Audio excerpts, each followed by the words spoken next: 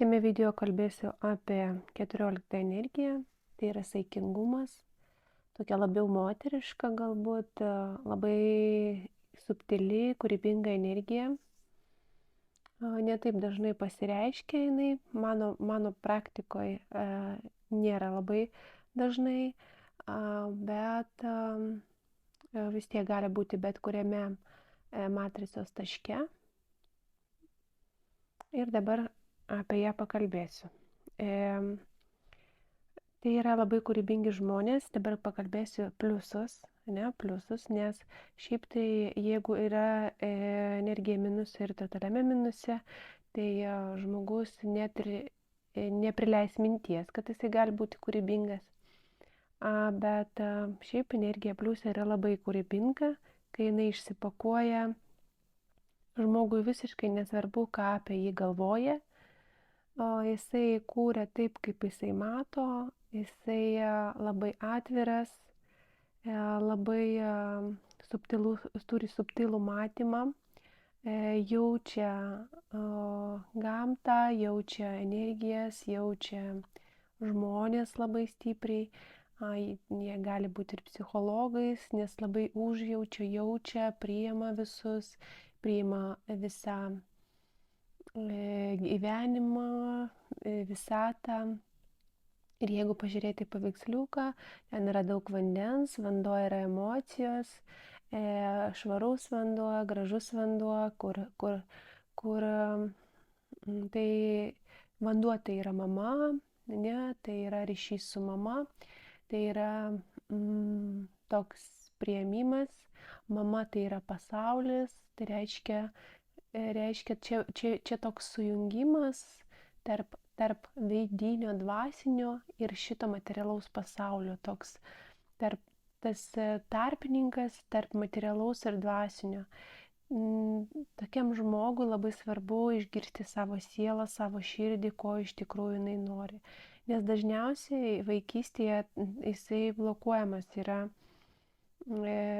šitas vaikutis ir dažniausiai yra ankstyvame amžiuje ir tai reiškia, kad ten ir mama daro įtaką mama. Ir kadangi emocijos, vanduo, viskas, kas yra materialaus susijęs su mama, tai dėl to įtaka yra iš mamos ir gali būti, kad mama nepriėmė kūrybiškumo, nepriėmė tokio vaiko, koks jisai norėjo būti. Ir kadangi minusą duoda užsikabinimo prie materialių ir finansų, tai gali būti, kad mama, pavyzdžiui, norėjo, kad vaikas uždirbtų ir norėjo, kad jisai pasirinktų profesiją uždirbti pinigus, ne kurti. Ir čia iš to žmogaus galvoje gali būti kūryba ir pinigai nesusijęmi dalykai ir dėl to, kai yra mąstymas orientuotas į pinigus, visiškai blokuojamas yra kūrybinis kanalas. Tai čia labai svarbu surasti tą ryšį, nueiti į tą tašką vaikystėje, kai dar norėjusi kažką kurti, prisiminti, o ką aš norėjau kurti, kokiu aš norėjau būti, kuo domėjausi, ar aš piešiau, ar aš dainavau, šokau, kas buvo tada, kokie užsiėmimai.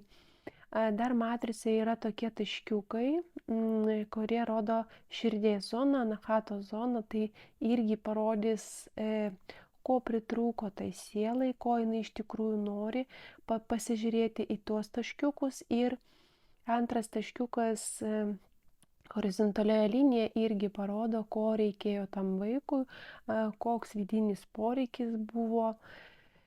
Ir irgi galima tą panagrinėti, jeigu visiškai neprisimenama yra vaikystė ir sunku prisiminti ir užsikabinti. Bet jeigu eiti į dvasingumą, reikia pradirbti būtent santykių su mama, nes ten susikaupia labai daug nuoskaudų, be galo daug nuoskaudų. Ir kadangi tas arkanas, 14 energija, jinai yra kaip siela, kuri sujungia materialų ir dvasinį pasaulį, O siela tai yra kas? Tai yra mūsų vidinis vaikas. Ir dažniausiai minusių žmogus gali elgtis kaip vaikas, labai pykti ant viso, įsižeisti nuo kiekvieno žodžio, ja, kaprizuoti, kad, jisai nori, kaip jisai nori. Gali būti tokių kaprizų ir jisai kaupia visas nuoskaudas, jam atrodo, mama tai yra pasaulis, ne, projekcija. Ir jam atrodo, kad visas pasaulis prieš jį, kad jisai nevertas yra. Ir gali labai kaupti tus įžeidimus, nuoskaudas ir ir būti sprogimų tokių, kad jisai neištveria ir sprogsta. Be abejo, 14 energija, jeigu pažiūrėti paveiksliukus, tai yra emocijų balansas, harmonija, kai ten nėra jokių sprogimų, ten viskas yra ramybėje, viskas yra tėkmėje ir emocijos visą laiką maždaug viename lygyje, nėra kraštutinumų. Minuse bus atvirkščiai, bus kraštutinumai nuo visiško pilno užsidarimo, nekalbėjimo iki kažkokios agresijos, gali būti kažkokių konfliktų. Tai yra minusinis pasireiškimas, kai žmogus savęs nepriema ir bijo kitų žmonių nuomonės, jam nuolat reikia mamos patvirtinimo, vidinės mamos, ar aš darau gerai. Ir visą laiką, kai jisai pradeda kažką daryti, jam reikia, kad kažkas jam pasakytų iš šono, taip tu gerai darai, ir tada jam tarsi ramu. Bet jisai turi atsisakyti tokių dalykų, atsisakyti tos vidinės mamos, separuotis nuo jos, pamiršti.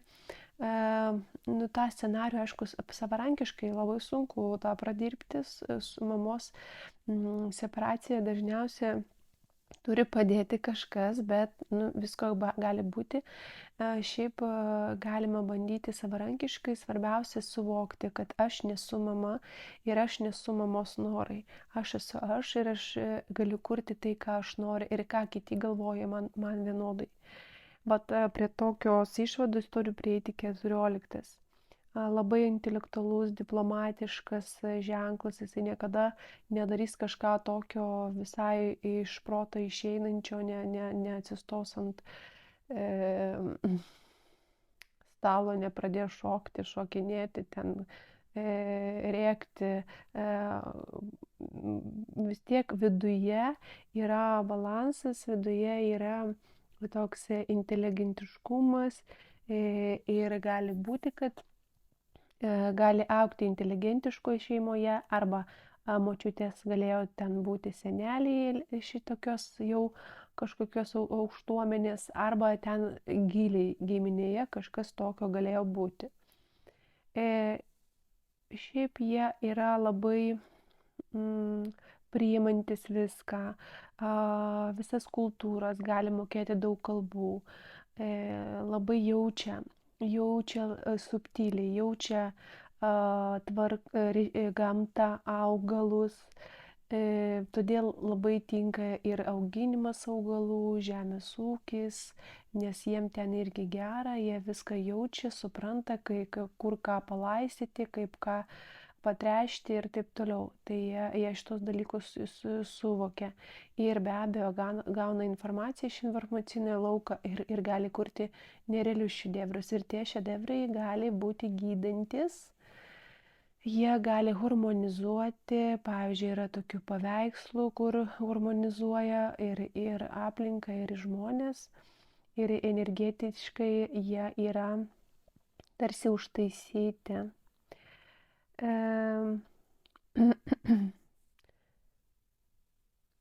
Kadangi yra daug tokių vidinių nuoskaudų ir niekaip neįmanoma separuotis nuo tos vidinės savo mamos, gali būti ir visiškai užsidarę, tokie šalti, griežti, tarsi pykti ant visų. Ir kartais jie gali galvoti, kad visi pyksta ant tos energijos, ant 14. Toks prisirišimas stiprus prie materialių dalykų, kad viskas turėtų būti vis tiek orientuota į pinigus, kad reikia uždirbti ir tai gali paversti žmogų gobšuoliu ir jisai tada atsiranda labai stiprus toks gobšumas viskam. Ir jausmams, ir įspūdžiams, ir pinigams, ir meiliai, ir savo jisai visą tą gali pablokuoti ir kitiems žmonėms negali duoti, nes labai stiprus yra prisirišimas prie materialaus. Labai svarbi yra mama vidinė, jos nuomonė. Taip, ir tai labai blokuoja, tai iš karto blokuoja kūrybinį kanalą. Tai vat, čia labai svarbus momentas. Iš tikrųjų, pliusė tai yra didžiulė širdys, meilė, toks dėkingumas, ramybė, harmonizuoja žmonės, tiesiog pabūni šalia ir vat, kaip paveikslėlė yra tas vandenukas perbėga iš vieno indo į kitą ir tiesiog tau tarsi viduje viskas susibalansuoja, va taip jisai veikia. Jeigu žiūrėjote multiką Disnėjaus siela, tai va ten tokia būsena, kai žmonės pradeda groti pianinu arba ten šoka, kažką daro, kūrė, jie nueina tarsi į kitą dimensiją ir ten atsiduria kažkokiam kitam pasauliui. Tai vat šitą energiją apie tai, apie tokį atsiribojimą ar mokėjimą susijungti su savo širdim, su savo siela ir pabūti va tokioje būsenoje, kur yra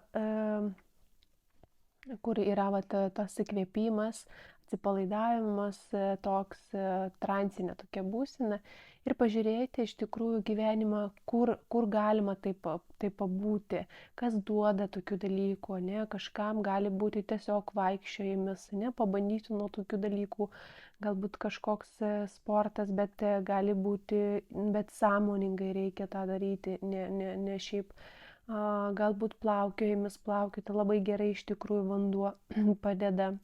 Pasižiūrėti, kur aš galėčiau gauti va tokią būseną, kai aš pasineriu ir tiesiog išskraidau kažkur. Nes iš ten ir semėsi siela kažko.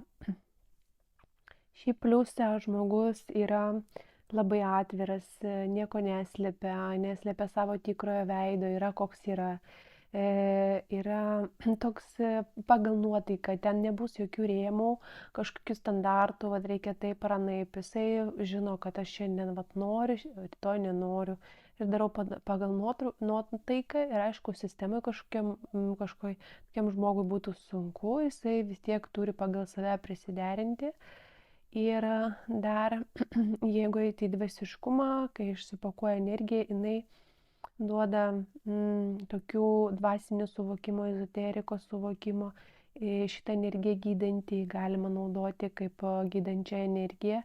Jinai iš savęs kaip gydanti yra ir plus, žiūrint, kokie kanalai dar atviri žmoguje yra, bet plus ir, kaip ir minėjau, per kūrinius galima gydyti. Ir reikia prisiminti, kad pinigai ateina, kai jų nelaukia, čia reikia visiškai keisti mąstymą, jeigu yra tokių dalykų užsikabinimų.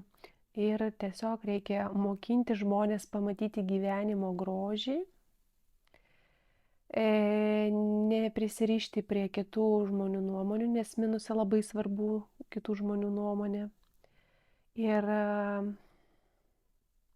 nereaguoti labai stipriai, nes minuse šiaip labai stipriai reaguoja, jeigu jam nepaklūsta, kaprizuoja, įsižeidžia, arba gali būti visiškai nesaikingas. Jeigu tai yra saikingumas, ne, balansas, harmonija, tai minuse gali būti visiškai nesaikingas ir eiti į kraštutinumus ir būti tokiu nekontroliuojamu. Tai vat tokie minusai, tokie pliusai, pasakiau patarimus, jeigu jūs jaučiat, kad jums kitaip kažkaip pasireiškia, irgi pasidalinkit komentaru, man įdomu analizė, dėkoju, kad klausėt.